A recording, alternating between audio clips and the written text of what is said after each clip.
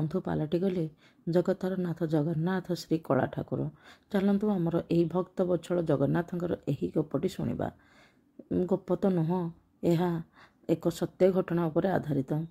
ସେଦିନର ସେଇ ଅନ୍ଧାର ରାତି ଅଧରେ ଘଟିଥିବା ସେଇ ଲମଟାଙ୍କୁରା ଘଟଣା ଆଜି ବି ଭୁଲି ପାରିନାହାନ୍ତି ସାଇ ପ୍ରସାଦ ଓ ତାଙ୍କ ପରିବାର ଲୋକ। ନୟାଗଡ଼ ଜିଲ୍ଲାର ମାଛିପଦା ଗ୍ରାମରେ ପ୍ରମୋଦ କୁମାର ସାହୁ, ବୟସ 43 ବର୍ଷ। ତାଙ୍କ ପରିବାରରେ ସମସ୍ତେ କଳା ଠାକୁରଙ୍କର ଭକ୍ତ। ତାଙ୍କ ପୁଅ ସାଇ ପ୍ରସାଦ କଲେଜରେ ପାଠ ପଢ଼େ। ଖେଳ ବୁଲାଠୁ ଅଧିକ ସମୟ ସେ ଠାକୁରଙ୍କ କାମରେ ହିଁ ଲାଗିଥାଏ। ଗଣେଶ ପୂଜା ହେଉ କି ସରସ୍ୱତୀ ପୂଜା, ମହାପ୍ରଭୁ ଜଗନ୍ନାଥଙ୍କ ରଥଯାତ୍ରା ହେଉ କି ବାହୁଡ଼ା ଯାତ୍ରା, ସେ ତାଙ୍କ ଘରେ ଠାକୁରଙ୍କ ମୂର୍ତ୍ତି ତିଆରି କରି ସାଙ୍ଗମାନଙ୍କୁ ଡାକି ବହୁତ ଭକ୍ତିର ସହିତ ପାଳନ କରିଥାଏ। ପ୍ରମୋଦ ବାବୁ ପ୍ରତି ମାସ ଥରେ ବା 2 ଥର ପୁରୀ ଶ୍ରୀ ଜଗନ୍ନାଥଙ୍କ ଦର୍ଶନ କରିବାକୁ ଯାଇଥାନ୍ତି। 2023 ମସିହା ଜୁଲାଇ 2 ତାରିଖ ମହାପ୍ରଭୁଙ୍କ ନୀଳାଦ୍ରି ବିଜେ ପରଦିନ କଥା। ପ୍ରମୋଦ ବାବୁ ନିଜ କାରରେ ସପରିବାର ଧରି ଯାଇଥିଲେ ପୁରୀ ଜଗନ୍ନାଥ ମହାପ୍ରଭୁଙ୍କ ଦର୍ଶନ କରିବାକୁ। ସକାଳୁ ବାହାରି ଦିନ 11ଟାରେ ପହଞ୍ଚିଲେ। ପ୍ରଥମେ ଯାଇ ସମୁଦ୍ର କୂଳରେ ବୁଲିବେ ଓ ସନ୍ଧ୍ୟାବେଳେ ଯାଇ ଦର୍ଶନ କରିବେ ବୋଲି ଯୋଜନା କରିଥିଲେ। ହେଲେ ସେଦିନ ବହୁତ ଜୋରସେ ବର୍ଷା ହେଲା। ତେଣୁ ସେମାନେ ସନ୍ଧ୍ୟାରେ ନ ପହଞ୍ଚି 7:30 ଯାଇ ପହଞ୍ଚିଲେ ମନ୍ଦିରରେ।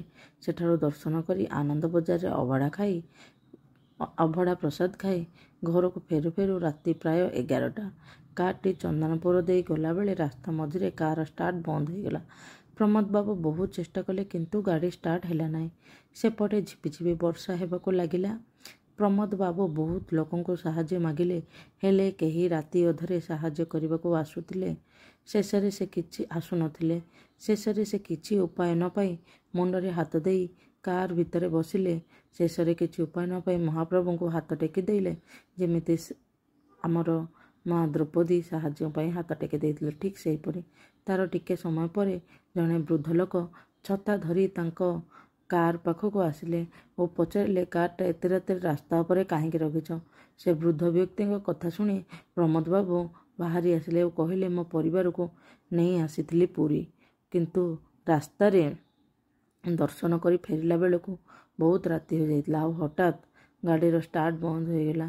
ତେଣୁ କିଛି ବୁଦ୍ଧି ବାଟ ନ ମିଳିବାରୁ କାର ଭିତରେ ବସିଥିଲି। ପ୍ରମୋଦ ବାବୁଙ୍କ କଥା ଶୁଣି ସେ ବୃଦ୍ଧ ବ୍ୟକ୍ତି ଜଣ କହିଲେ, ମୁଁ ଜଣେ ମେକାନିକ୍ ଥିଲି।